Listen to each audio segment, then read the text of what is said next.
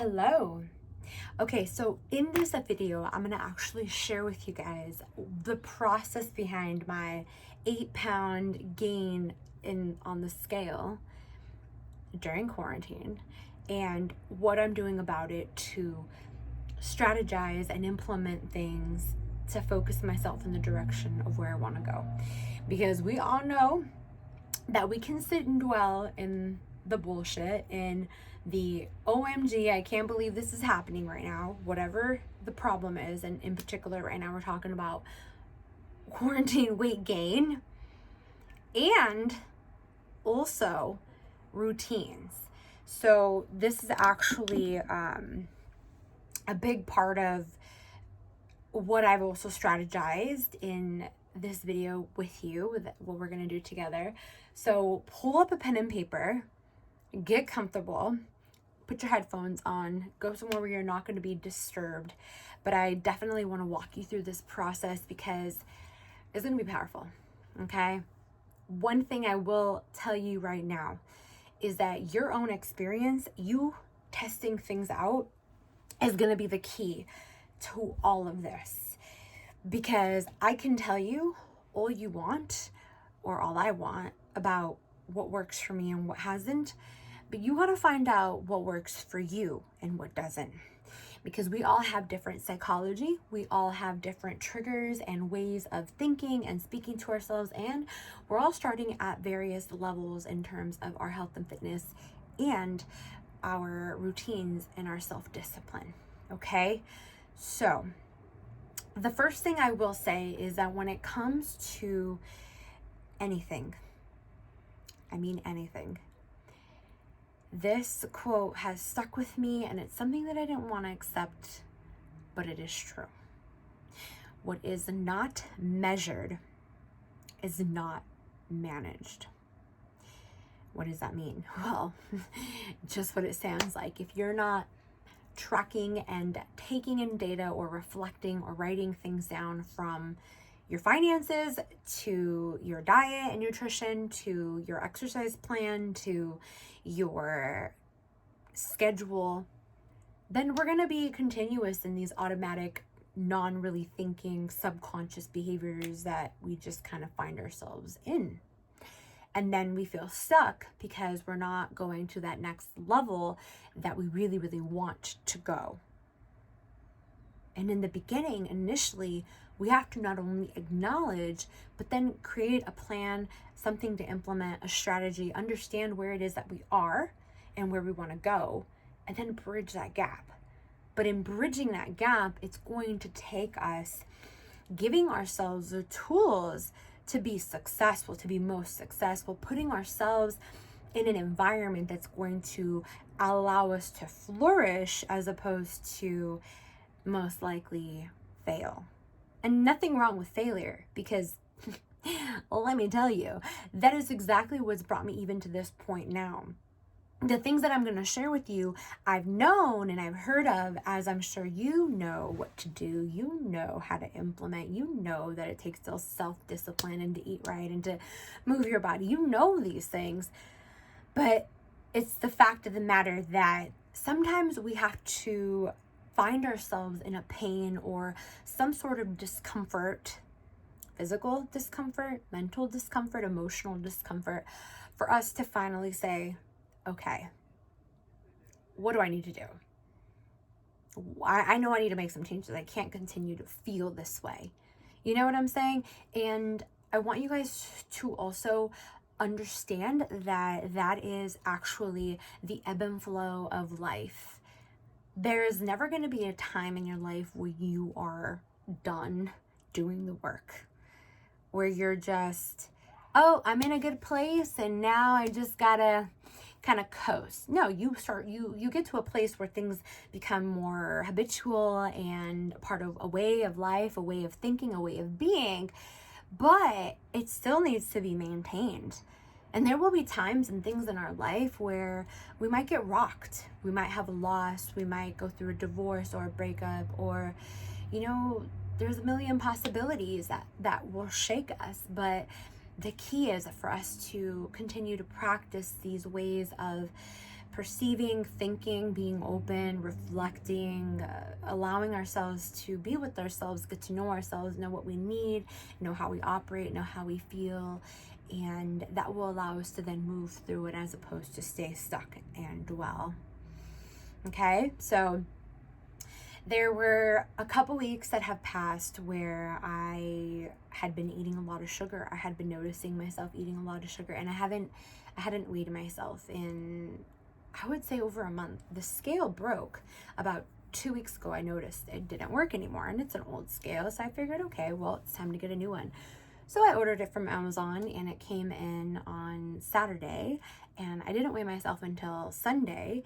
And when I weighed myself, which is yesterday, and when I weighed myself, I was 7 pounds, 7.5. Well, the first time was 8 pounds over. And I was like, is this because, hold up. It's because we're here in the living room. Let me take it to the bathroom. So I went into the bathroom, and it was a pound or half a pound less.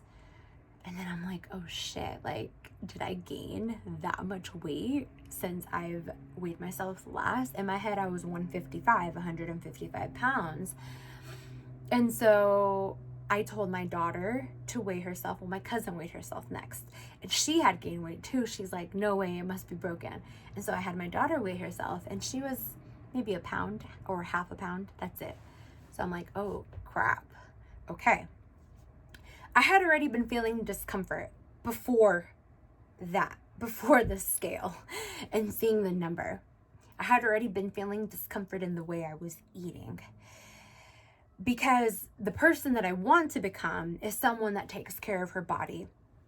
And I understand balance, and I'm a advocate of balance and being able to still have fun and have the dessert and be able to enjoy life.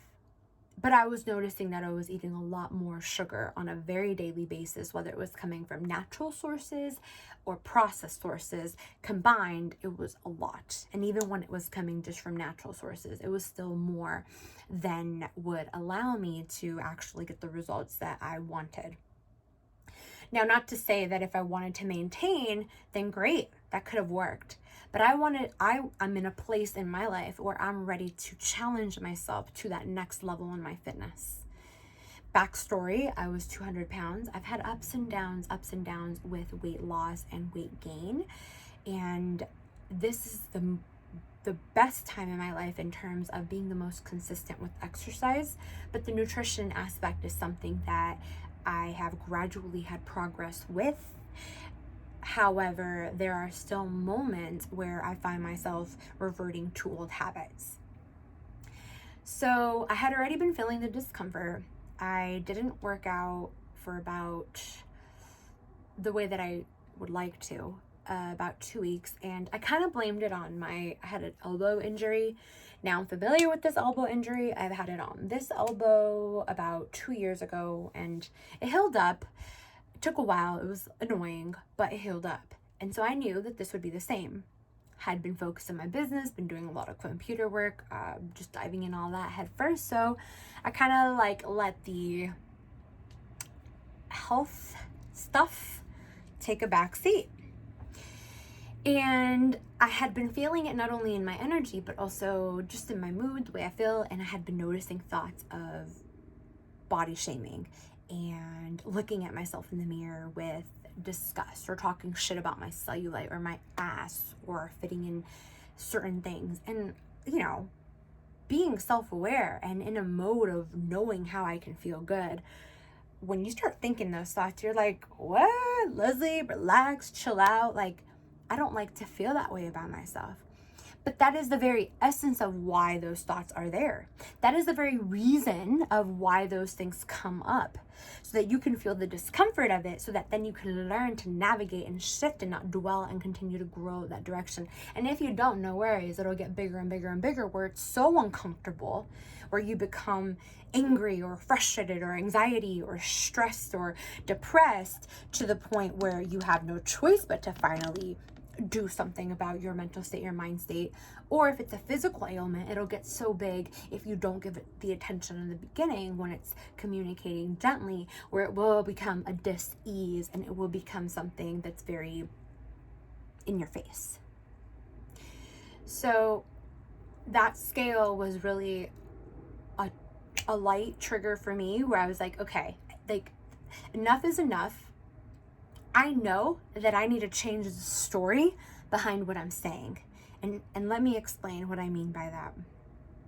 When it comes to the sugar, I didn't like to be told, you can't eat that.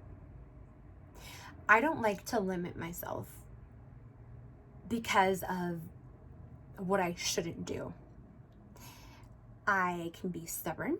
Yes, I understand that. I can be even partly arrogant in that way, where it's like, yeah, but I don't want to because I want to do what I want to do.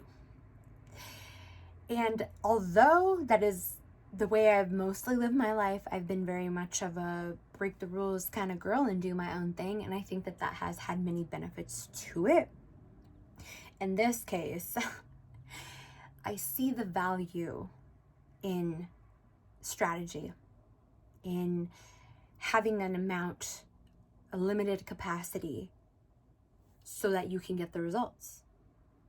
But when I word it in that way of, you can't, Leslie, it makes me think, want to bet? Yes, I can. I can do what I want. So what I've learned through that process and through failures in the past is that when I empower myself instead by telling myself that these are the tools and the strategy that's going to help me, guide me, direct me, shape me, allow me to flourish and go to that next level, then I'm a lot more receptive. But here's the deal. Here's the key. Here's the big thing. It's never a one and done. It's not like okay, I told myself, so we're good. No, it's gonna be a gradual process of, okay, well, I told myself what I believe, and it's true. I do believe it. I understand that these things are helpful, like tracking my meals, and instead of thinking the day of what I'm going to eat, writing it down the night before. And this is what I want to share with you guys. So in your pen and paper, I want you to write down, obviously, the thing that you want to focus on is cleaning up your food, your nutrition. Write it down at the top of the paper. This week or this month. But I usually do go by week. I'd like to very much use Sunday as a reflection day to intend for the week ahead. Help me focus for the week ahead. So at the top, I want you to write down, what is it that you want to focus on? Now, for me, I wrote down that I wanted to focus on, and I don't even know where my notebook is that I wrote it in. Should have had that. Oh, got it here.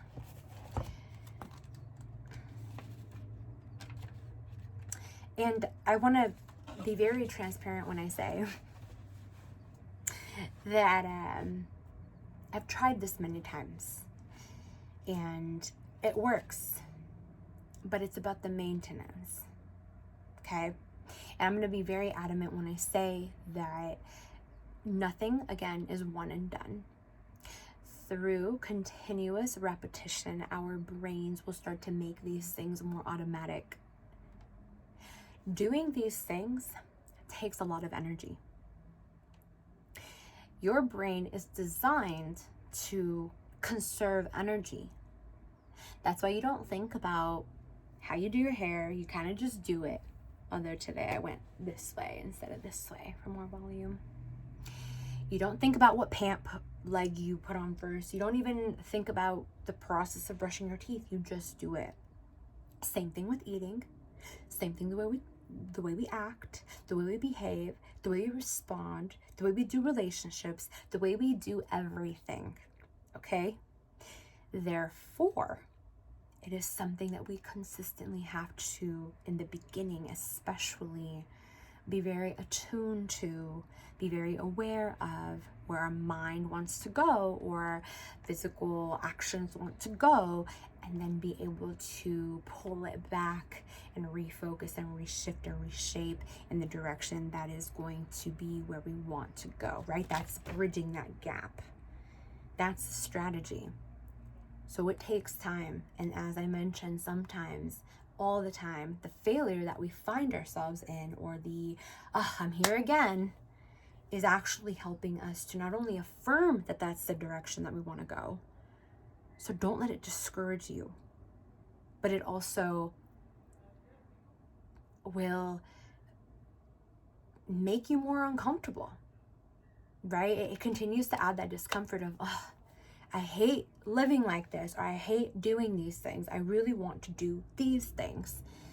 Now, the trick is not to get mad at yourself along that ride, because we kind of start feeling like we're a failure, or like we're doomed, or like we suck, or this is our destiny, or this is just not what we can do.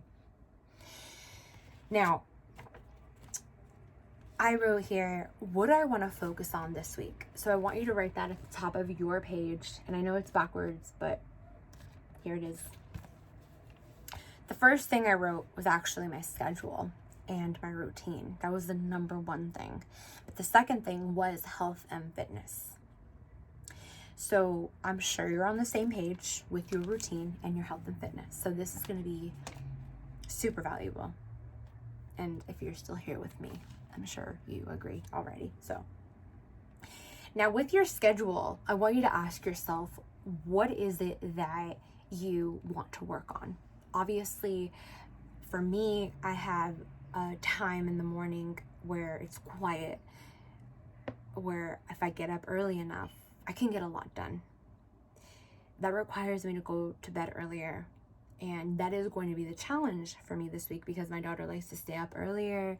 Everybody in the house is likes to stay up earlier.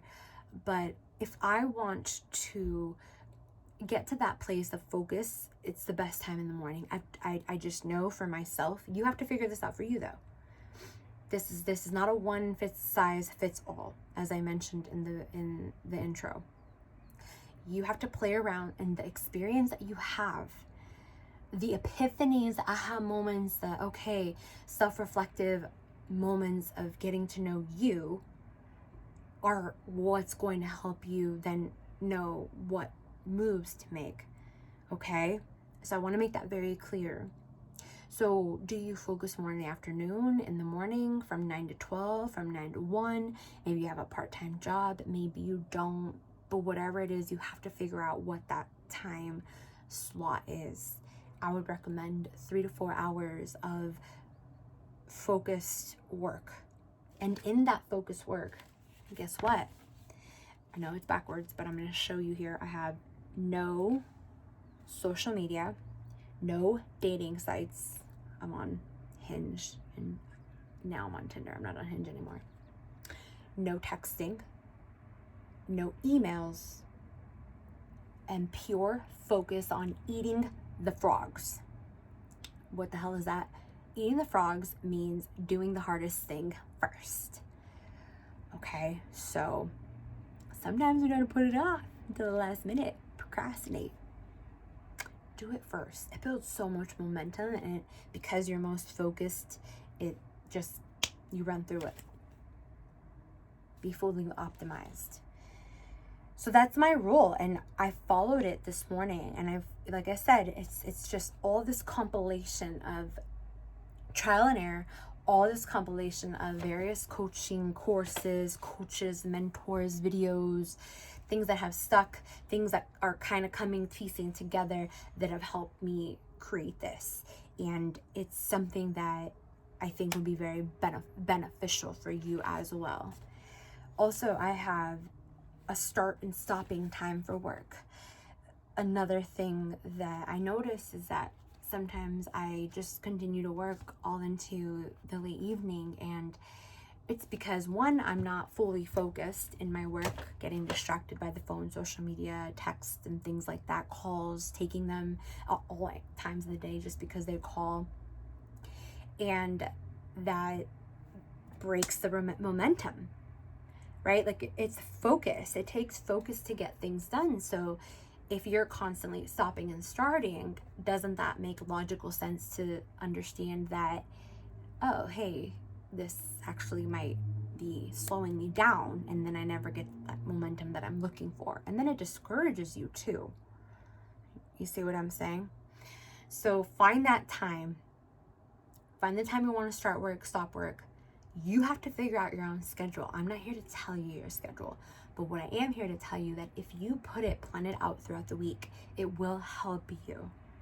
Start with 3 things that you want to focus on, or 1 thing. Maybe it's just that gap of time where you don't go on your emails, no phone, and no social media, no dating sites, no calls, no texts. Maybe it's just that. Start there, and then maybe next week now you can have a start and stop time. That's also something that I very much want to express here, is that everybody's at different levels. I feel ready to implement these different things because of the trial and error that I've experienced up until now.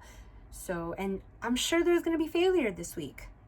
Okay? But with that being said, I'm up for it, and I'm ready to see how it goes and then reflect and continue on. That's the game. Understand that there's going to be failure, there's going to be mistakes, but that's how you learn. Okay? Now, the second thing is, in that time, the 5 a.m. to 9, what do you do? Now, first thing is I get up and brush my teeth because that helps me to wake up. Then I oil pull while stretching. So oil pulling is just something that I've done here and there. It's not something that I've done consistently. It's supposed to be really good for killing bacteria in your mouth. It has antioxidants, and it's all on the olive oil, coconut oil that you just kind of swish in your mouth. So while I'm stretching, I thought, hey, 2 for 1. Stretching is definitely something that I have implemented. I love it, and I want to continue doing that first thing in the morning. And if I come to meditation right away, I will fall asleep. So that is that 15-minute window, but I give myself a 30-minute window. Have a buffer, right? Because maybe you got to take a dump. Maybe you gotta drink some water. Maybe someone asks you a question if someone's awake in the house. Maybe you push the snooze button and for 15 minutes. Maybe you want to stretch a little bit longer. There is things that will happen, and to help you with that success, creating a buffer actually will help you with that as well. And then from the rest of the time, basically creating the eating the frog. So for me today, it was working on the presentation that I have each week with the empowerment group that I lead. And this morning it went incredible. When I did this, I found myself actually creating something that could very much be a book, and that's something that I've been wanting to do. It's been in my mind. I just didn't know how to start it or go about it. And those tags, actually those pink stickies back here, are chapters of what the book would be. So it's very interesting how that happened, but I got a lot of it done. I got a lot of the presentation done.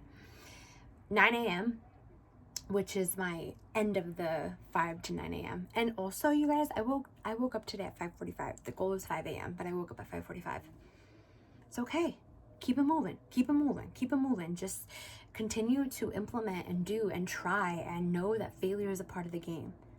Don't get mad at yourselves. That's the key, because if I would have got mad at myself, then I would have been like, I'm so dumb. I can't believe it. This is so retarded. I'm so stupid. I should have, you know what I'm saying? And that fucks with your creativity. That cock blocks your mindset. It adds a whole bunch of resistance, and you can't flow with that. Like, it's not gonna work. It's not gonna work. So I know it's challenging because some of us are taught to do that. And men, if you're watching, I understand that that's tough love, you say, to yourself, and I get it. And I don't get it, but I hear you. But I want you just to pay attention to how those things make you feel. Because if you're feeling like shit, you're gonna act and think like shit. And so that's your schedule. So play with that and have fun. Now for the health and fitness, that was number 2 here on this side, health and fitness. And what I wrote, so I took a whole another page for it, is I am doing a lot of computer work. And I think that has something to do with the weight gain because I am sitting all day as opposed to being at the gym and teaching classes. So every 30 minutes, and I've been using something called the Pomodoro technique. If you haven't heard of it, look it up. It's fabulous and amazing and will help you focus. So for 25 minutes, I work and then I take a 5-minute break. And that 5-minute break, I will get up and I will squeeze my shoulder blades. I will do some type of movement, stretching for my posture. I will do the neck ones where I am pushing back.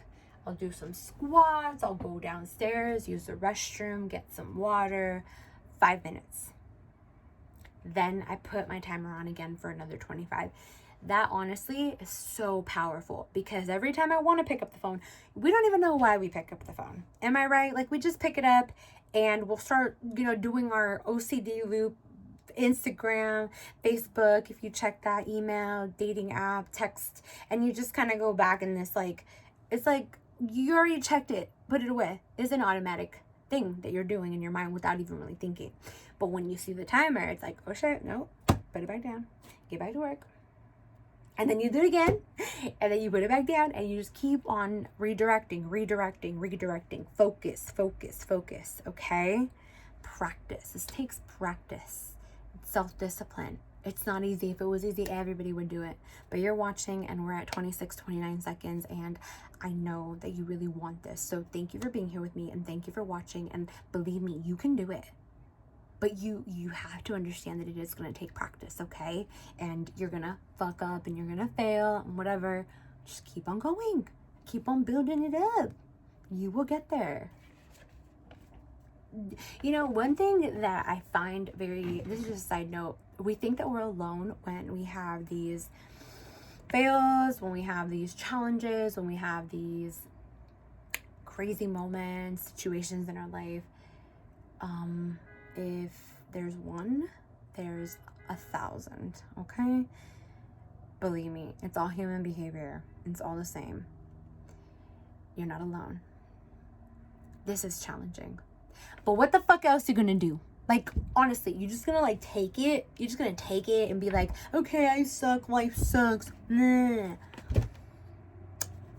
Might as well learn, build your character, build yourself up, build up your mental clarity capacity to learn and grow and be whatever you want to be. All right? Comment below, hell yeah, I'm all in and you right. I could do this if you agree. Okay, because it's acknowledging the possibility that really empowers us and opens up the doors. I promise you, it's all about just understanding, hey, this could be a possible thing for me. And then, so that's the one technique, right? Getting up every 30 minutes, every 25 minutes. So those 30-minute blocks. Now, writing down my meals actually helped me as well, and here's why. I can get very caught up, and even today I didn't have my breakfast until 12, but it was much better than other times. And instead of having coffee right away in the morning, I had green tea, which I felt like was a nice ease into the day, and the coffee I had around 8 a.m. So remember, I woke up at 5:45, so usually I'll just go get the coffee real quick. It's like, no, chill out. You could go.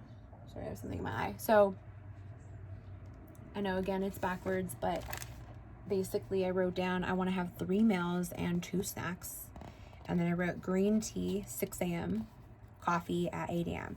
So the 6 a.m. because the goal is to wake up at 5, but I want to stretch, meditate, do my breath work. That, I don't want to be wired or stimulated while I'm doing my breath work. And honestly, if you guys have not done breath work and meditation and you have questions, reach out to me. I'll send you some videos that have been really powerful in my life to help me. But it's just been a game changer. And then here's the thing that I'm going to leave you guys with.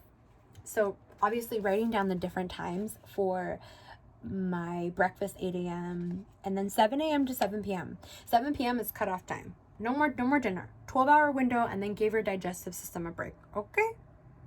Because it needs a break. It's always going, and that's how we have these digestive issues. So then I have 10 a.m. for my snack, and then lunch would be at 1 p.m., 3 p.m. snack, and 5:30 dinner. Now this is all tentative, but it's good to put these things down. And here's why. Besides the fact that you're actually creating the future, right? Because you're intending, you're putting an intention, you're writing these things down. Your brain has something called the reticular activating system, which will actually start to put these pieces together. That's why when you want to buy that car and all of a sudden now you see that car everywhere on the road, or someone tells you about something and then all of a sudden you hear or see that thing, or you're in a very crowded place but then you hear your name and then you look, there's certain things in that the mind will help you to piece together and puzzle and figure out when you set that focus of this is what I want, this is what I'm creating. Okay, so it's powerful. This is really powerful to write it down. And then last but not least, and then for the food, track your food. Track your food, track your food, track your food. It's annoying, whatever. Tell yourself a new story. This is gonna help me. This is gonna help me. This is gonna help me. Like I had to do. The structure, okay? I don't always like structure, but I know this is gonna help me. This is gonna get me to the next level in my business, in my character, in my career, in my life, my personal life, my health, my everything. Everything. Okay, so change the story, because if you're like, I fucking hate this is dumb, this is so hard, blah, blah, blah, blah, blah. My parents said this, da, da, da, da. I should have known better, I should have tried this when I had the chance, we stay there, and we're not able to bridge that gap. That's those cycles, that stuck patterns, that things that keep on happening and coming up. And then last but not least, the workouts. So here I have the workouts, and I wrote down Monday, Tuesday, Wednesday, Thursday, Friday, Saturday, Sunday. Now remember, you are where you are. Give yourself that grace. If you want to start with twice a week, 3 times a week, once a week, that's okay. But I'm ready to do 6 times a week. And then on my last day, I walk. Okay? A 1-hour walk. So writing this down takes the guesswork out. Today I didn't have to guess what I was going to do. I already knew. And what is the power in that? Same thing with the food. Same thing with the times. Same thing with the slots and preparing your schedule the night before. What do you think? Why do you think that's so powerful? Your brain takes 20% of your calories every day. And that's just like standard shit. If you have a job that's very critically thinking, or maybe you're doing all kinds of new stuff at the house with the kids, or you got family, or there's things that you're just focusing on right now, maybe you're learning or studying, it's going to take a lot of brain power. And if now you have to think about your clothes, or you have to think about what you're going to eat in the moment, or you have to think about what you're going to go work out, it takes a lot. And sometimes then we just give up and throw in the towel. I also put my clothes out this morning from last night. I put an underwear out, a pair of socks, a shirt, and my bra and my pants. Have it out. Have it ready to go. It will help you. Okay, so I know this was a little bit of a long video, but there was a lot of strategy and implementation. So let me know what your biggest takeaway was below. If you haven't, subscribe to my channel and like this video, and then share it with someone that you know it will help damn with. As always, let me know in the comments below what worked or what helped you, what clicked, what was the aha moment, what's something you're gonna try. And if you would like to reach out on Instagram as well and see more of my videos, including some workout videos, check me out at I am Leslie Avalos on IG. All right, y'all, until next time, peace out.